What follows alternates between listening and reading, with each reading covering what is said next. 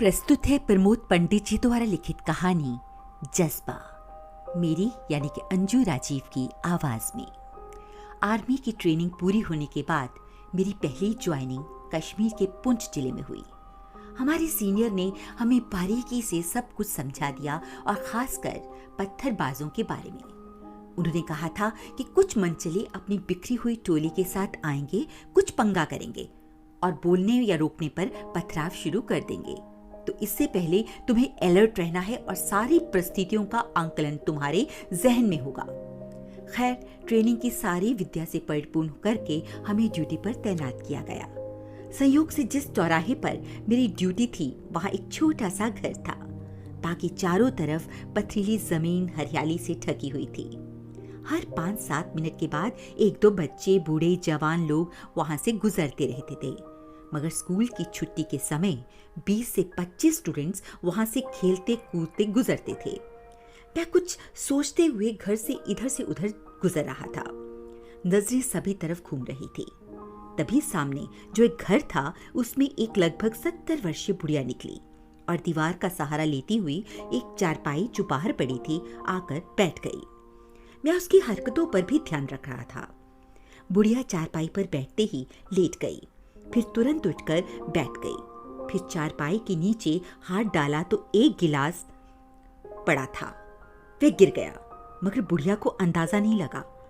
जब बुढ़िया की अंगुली जमीन पर पड़ी तब उसे एहसास हुआ और वह बैठे बैठे बोली, या अल्लाह, पानी गिर गया। अब मैं क्या करूं? अब तक मुझे पूरी तरह समझ आ गया था कि बुढ़िया अंधी है। बुढ़िया के घर में शायद और कोई नहीं था।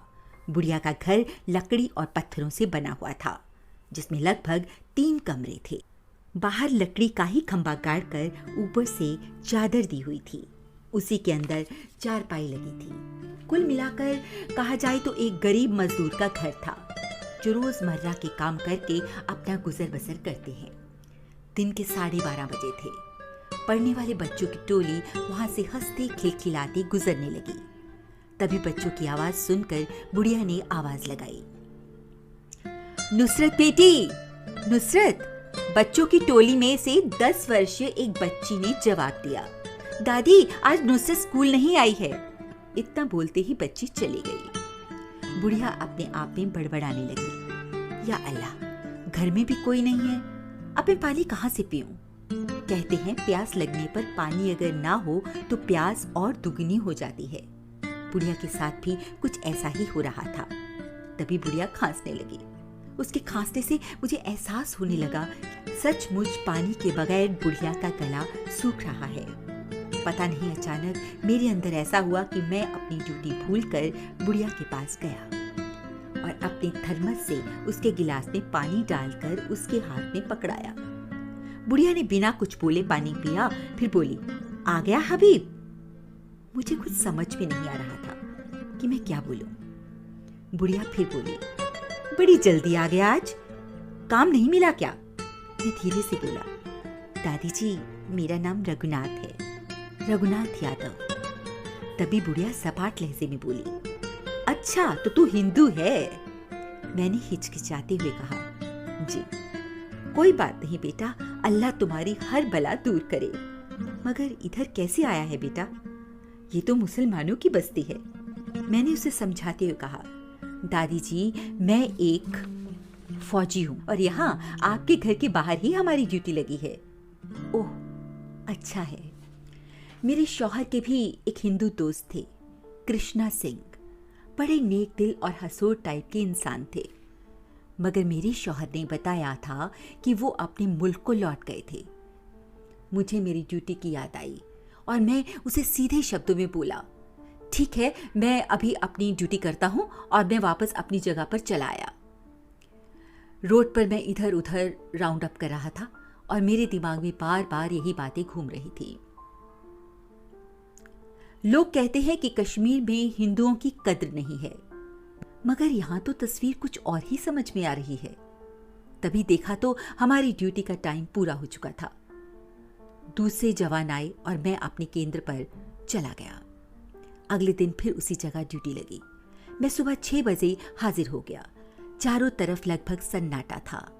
लेकिन कभी कभी चिड़ियों की आवाजें कानों से टकराकर मानो सुबह का अंदेशा सुनाती थी।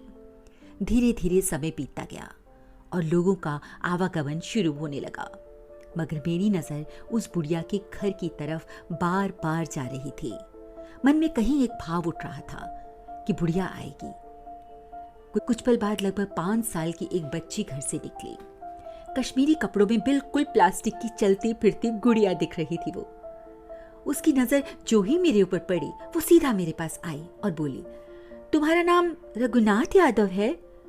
मैंने उत्सुकता से कहा, हाँ, मगर आपको कैसे पता? मेरी दादी बता रही थी कि तुम फरिश्ता हो।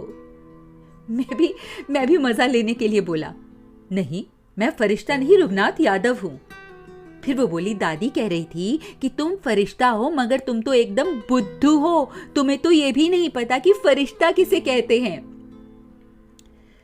मैंने भी उसका माइंड टेस्ट करने के लिए तपाक से पूछा, फरिश्ता किसे कहते हैं? वो एकदम गर्व से मुझे समझाने लगी, जो इंसान को बुरे वक्त में मदद करे उसे फरिश्ता कहते हैं।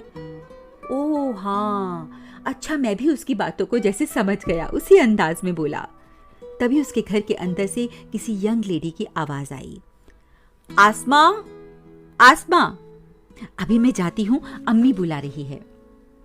इतना कहते हुए बच्ची दौड़ती हुई अपने घर के अंदर चली गई। मैं भी अपनी ड्यूटी से मशगूल हो गया, मगर बच्ची से बात करने के बाद मुझे अपने गांव घर की बातें याद आने लगी।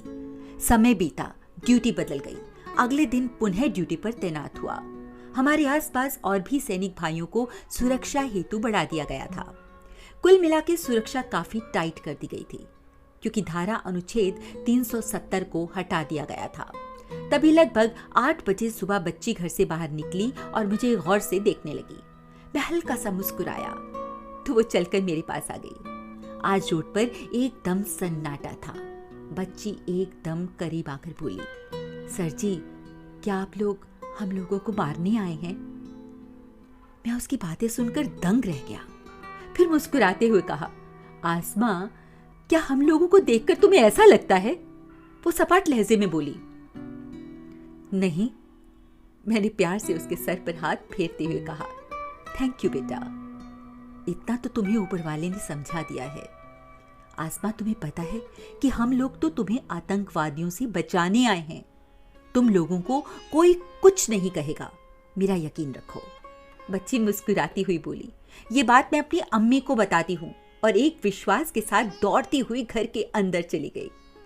ड्यूटी का समय बीता और मेरी ड्यूटी बदल गई। अगले दिन ड्यूटी की जगह भी बदल गई, मगर लोगों को और भारत को बचा कर रखने का जज्बा आज भी हमारे दिलों में कायम है। अभी आप अंजू राजीव से सुन रहे थे प्रमोद पंडित जी की कहानी जज्बा। अगर कहानी अच्छी लगी हो तो लाइक, शेयर और सब्सक्राइब जरूर करें। धन्यवाद।